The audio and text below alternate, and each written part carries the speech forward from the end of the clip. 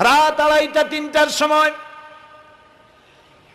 চাঁদের মতো সুন্দরী যুবতী মেয়ে একাকিনী কোনো পুরুষ সঙ্গী ছাড়া নিজের ডেরা নিজের তাবু ফেলে কাবা শরীফের ভিতরে এসে গেল।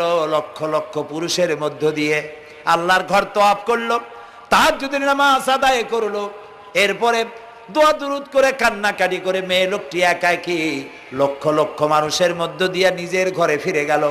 কোন পুরুষের একবার তার চেহারার দিকে নজর পড়েছে তো দ্বিতীয়বার তার রূপ উপভোগ করার মতো সাহস কারো মনের মধ্যে জাগে না।